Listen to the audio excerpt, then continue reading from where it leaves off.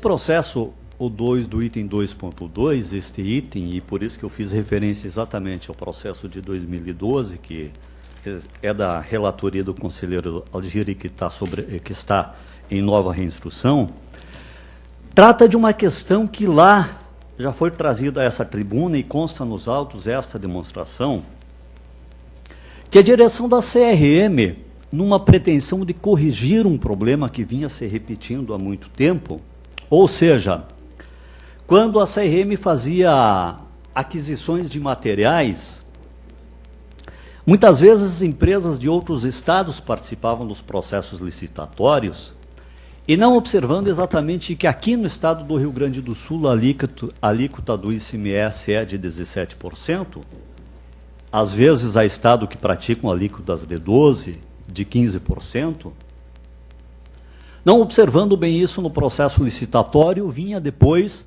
a empresa vencedora requerer reequilíbrio ou reajuste para que fosse acrescido a diferença da sua proposta original de 12% ou de 15% para os 17%, que é exatamente a alíquota cobrada aqui no estado. Bem, para corrigir isso, o que a direção da CRM fez?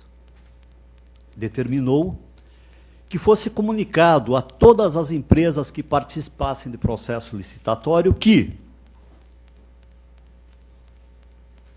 quando fosse o caso de aquisição de mercadorias, deveria ser verificado a alíquota de 17%. É isso que aconteceu. É isso que aconteceu. E isso está dito na própria defesa, está admitido isso que houve um equívoco no processo no edital, no pregão presencial 366, que é remanescente a 2012, que tem esses reflexos até hoje. Houve um equívoco porque no edital fazia referência a esse item de 17%, a essa alíquota de 17%. Senhores, em todo o processo licitatório, a única vez que houve referência a ICMS foi neste edital, por equívoco. Não há, na busca prévia do orçamento no mercado, e foi feito, não há na busca prévia do orçamento no mercado qualquer referência a ICMS. Não há, nos preços cotados pelas empresas, qualquer referência a ICMS. Não há, no contrato feito com a empresa vencedora da licitação, qualquer referência a ICMS. E assim, no contrato, a referência a INSS, a ISSQN, a contribuição sobre lucro líquido, nada se refere a ICMS. Não houve a inclusão de qualquer proposta de valor referente a ICMS. Não houve.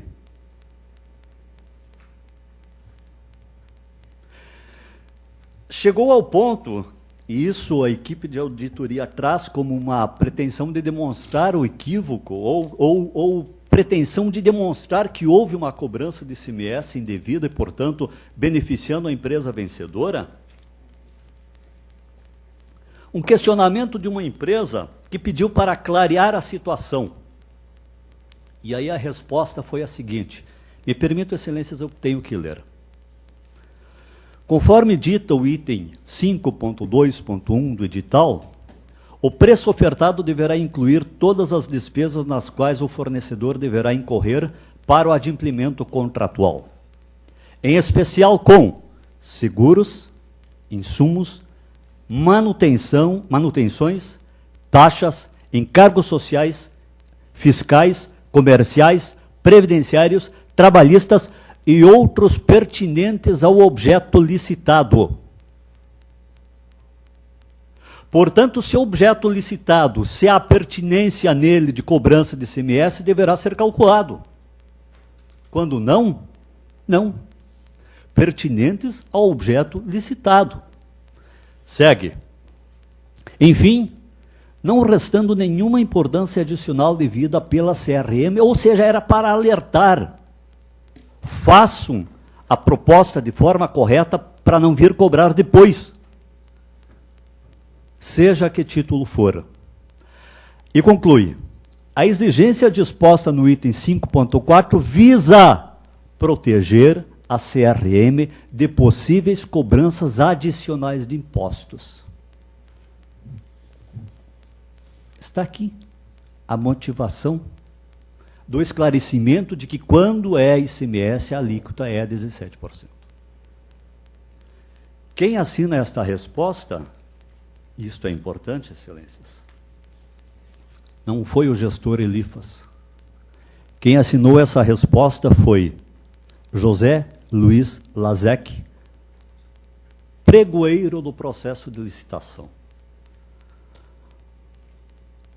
Do que nós estamos tratando aqui?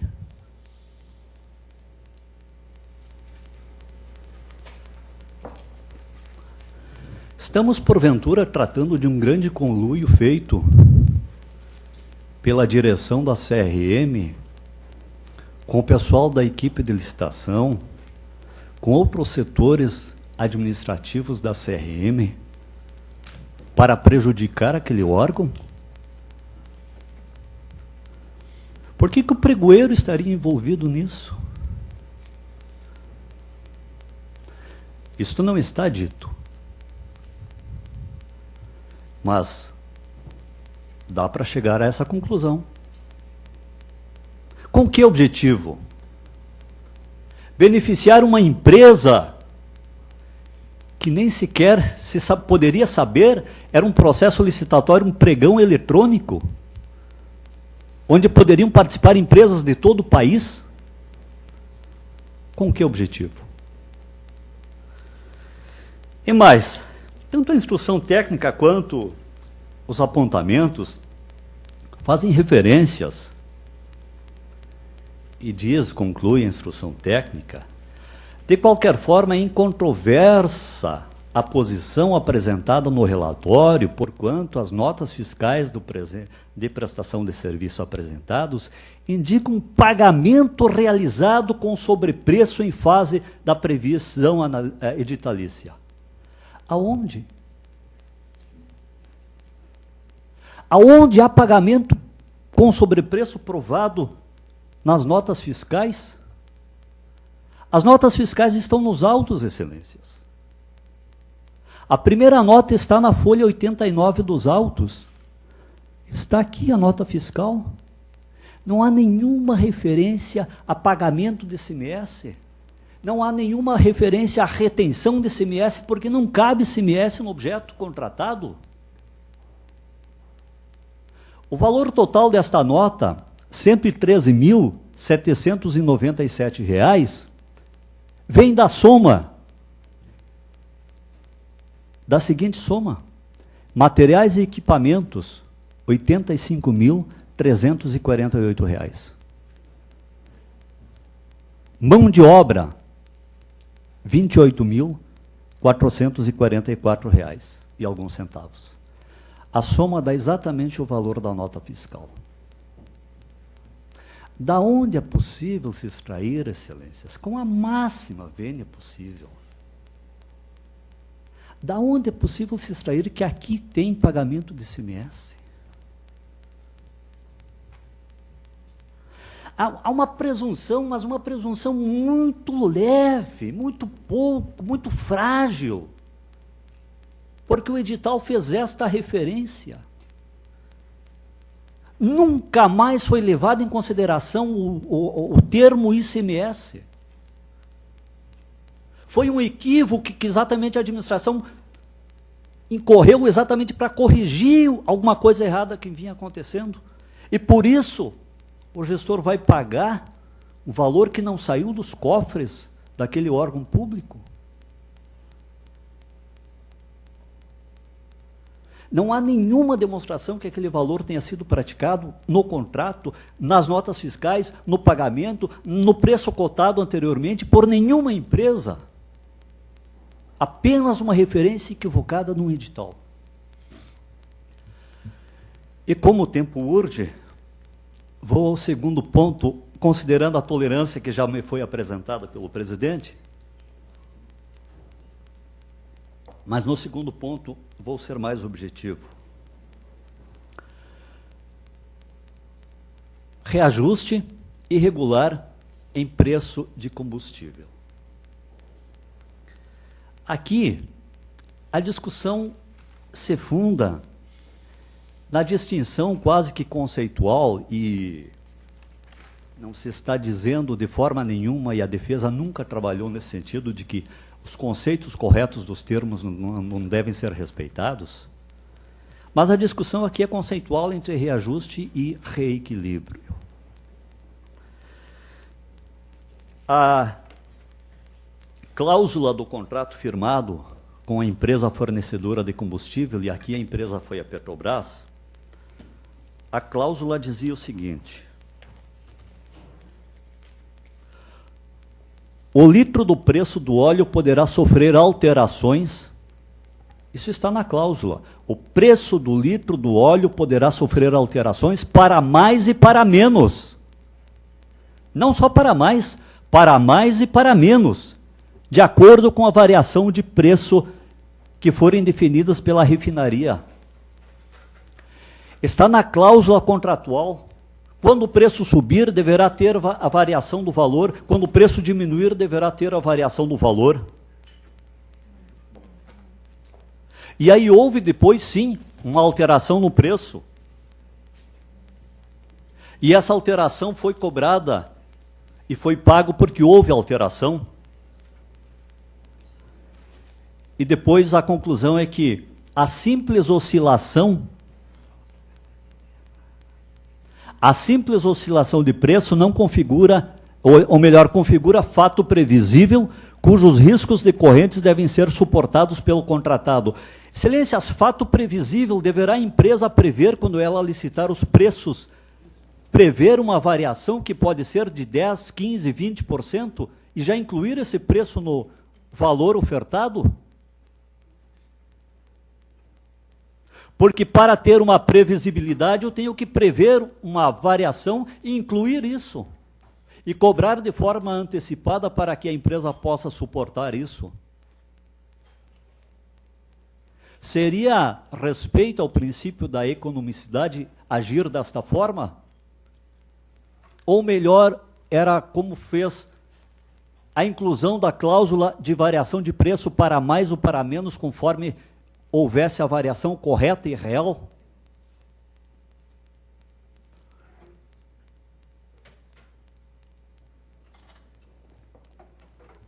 Por isso, excelências, em relação a esse item também, 2.3, entende a defesa que não há nenhuma motivação para a sua glosa e para a imposição do débito.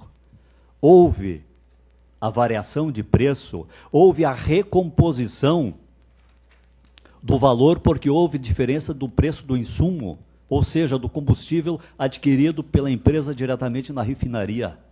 E essa variação de preço foi repassado ao comprador, no caso a CRM. E se tivesse havido diminuição do preço, redução do preço, essa redução também seria repassada à CRM, conforme cláusula contratual que foi rigorosamente cumprida. Com isso, excelências, se requer a análise da defesa apresentada nos autos com o que é agregado aqui da tribuna, para afastar principalmente esses dois itens, 2.2 e 2.3, não imputando nenhum débito ao gestor, julgando ao fim pela regularidade das contas. É o que se requer. Muito obrigado. Cumprimentos, doutor Edson, pelo seu trabalho da tribuna. E, nos termos regimentais, a palavra está com Vossa Excelência, a doutora Daniela Toniaso. Agradeço, conselheiro Algir, renovo saudações, acrescentando outra ao doutor Edson Cosmo. O parecer do Ministério Público é o de número 2136 deste ano, do Procurador-Geral Geraldo Costa da Camino. Eu me sensibilizei com a argumentação trazida agora da tribuna e acredito que ela sugere uma análise mais profunda dos itens destacados, Por isso, eu solicito ao conselheiro César Miola que suspenda o julgamento neste momento e remeta novamente os autos ao Ministério Público de Contas, juntamente com a degravação da sustentação oral, para que lá possamos revisar o nosso parecer, mantê-lo ou alterá-lo conforme decisão interna. Obrigada. Cumprimentos, doutora Daniela. A palavra está com Vossa Excelência, conselheiro Miola. Senhor presidente, foi oportuno ouvirmos a sustentação oral, justamente por essas razões bem sintetizadas pela senhora representante do Ministério Público de Contas. É adequado suspender o julgamento do processo, ouvirmos novamente a posição do órgão ministerial, e eu também teria a oportunidade, então, de revisitar esses temas. O voto até já havia sido disponibilizado dentro daquela nossa rotina procedimental adotada há algum tempo, mas a solução mais adequada parece ser exatamente essa. Perfeito. Degravamos a sustentação oral, oportunizamos o reexame do feito pelo órgão ministerial e também depois, com o retorno dos autos ao gabinete, a possibilidade de tratar desses pontos e de todo o conjunto de matérias que vem tratado no âmbito do expediente 7.651-14. Então, com isso, senhor presidente, de acordo pela suspensão do julgamento. Perfeito. Assim está registrado. Senhora secretária, tomará as providências para fazer chegar às mãos do eminente relator, da senhora procuradora, exatamente os documentos e a degravação feita. Cumprimentos, doutor Edson.